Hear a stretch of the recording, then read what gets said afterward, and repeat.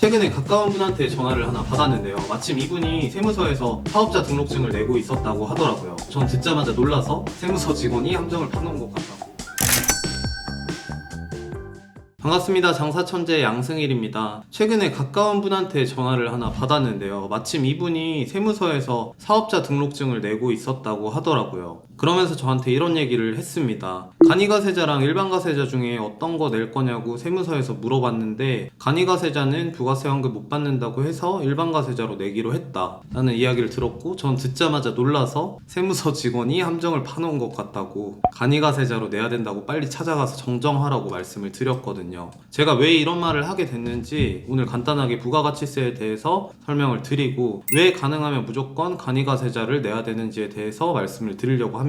사업자 등록증은 그냥 내면 되는 거 아닌가요? 네, 사업자 등록증은 그냥 내면 됩니다. 세무서 가서 내도 되고 인터넷으로 신청해도 됩니다. 근데 간이사업자가 가능하면 무조건 간이로 내는 게 좋은 것 같습니다. 무조건 저는 유리하다고 보고 있거든요.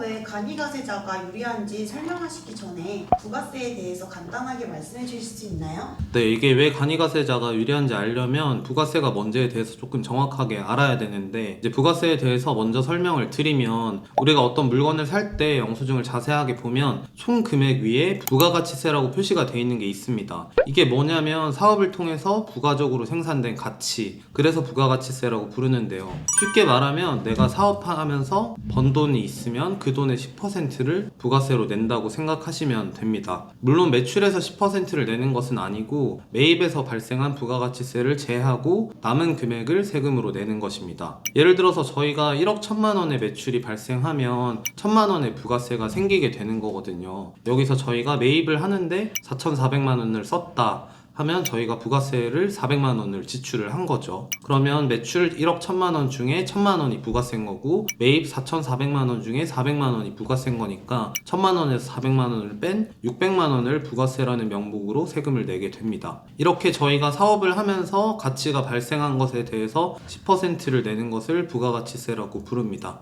그럼 일반 과세자는 이 부가세를 정상적으로 내는 사업자고 간이과세는 안 내나요? 네, 맞습니다. 간이가세자는 방금 설명드린 차액 600만 원을 세금으로 내지 않습니다. 그래서 무조건 유리하다고 하는 겁니다. 하지만 이게 너무 좋은 제도다 보니 이걸 간이사업자로 등록을 했다고 해서 연속적으로 간이사업자로 운영을 할 수는 없고, 연매출이 8천만 원이 넘어가게 되면 자동으로 일반과세자로 전환이 됩니다. 근데 이게 넘어간다고 해서 바로 전환되는 게 아니고, 그 다음에 6월까지는 간이과세자를 유지를 할 수 있고, 그 다음에 7월부터 일반과세자로 전환이 되게 됩니다. 그러니까 올해 1월 달에 저희가 간이과세자로 창업을 했다고 하면 내년 6월까지 부가세를 안 내도 되는 겁니다. 18개월 동안 이 혜택을 유지를 할 수 있는 거죠. 그러면 무조건 간이과세자로 등록하는 게 맞겠네요? 네, 거의 무조건 간이가세자로 등록하는 게 유리한데, 단점이 딱 하나가 있습니다. 이제 저희가 적자가 날 경우에도 부가세를 환급받지 못한다는 겁니다. 예를 들어서 저희가 아까 1억 1천만 원의 매출을 올렸다는 예시를 드렸는데, 그러면 1억 1천만 원의 매출을 올리면 부가세가 1천만 원이 있다고 했잖아요. 근데 예를 들어서 저희가 1억 1천만 원의 매출을 올리는데 2억 2천만 원에 매입을 했다. 그러니까 2억 2천만 원을 써서 1억 1천만 원의 매출을 올렸다고 하면, 매출을 빼고 부가세 기준으로는 2천만 원을 쓰고 1천만 원을 받은 거니까 부가세로는 1천만 원이 적자가 나게 된 거잖아요. 그러면 일반과세자인 경우에는 국세청에서 너 1천만 원 적자 받구나 하고 부가세 1천만 원을 돌려주게 되는데, 간이과세자인 경우는 이렇게 적자가 나게 돼도 부가세 1천만 원을 돌려받을 수 없습니다. 근데 저희가 나는 1년 정도 적자가 날 것 같으니까 일반과세자로 해서 적자가 난 만큼 부가세를 돌려받아야겠다, 이렇게 생각하시는 분들은 거의 없을 거기 때문에, 그래서 그냥 무조건 간이과세자가 유리하다고 보셔도 되는 것 같습니다. 혹시 이것 말고도 사업자 등록할 때 알아야 할 것이 있을까요? 네, 일단 간이가세자를 무조건 내셔야 된다는 거를 가정을 하고 말씀드리면, 음식점 기준으로 말씀을 드리면 간이사업자가 세무서 직원에 따라서 나오는 경우도 있고 특정 지역에 따라서 나오지 않는 경우도 또 있습니다. 면적 때문에 간이 안 나오겠지 했는데 나오는 경우도 있고, 월세 때문에 안 나오겠지 했는데 나오는 경우도 있습니다. 그리고 간이를 받으려고 했는데 해당 지역은 간이사업자가 불가능한 지역이어서 안 나오는 경우도 또 있습니다. 근데 저희가 이런 경우는 믿져야 본전이니까 세무서 직원한테 가서 무조건 간이사업자 가능하냐고 여쭤보고 진행을 하시는 게 좋을 거라고 생각을 합니다.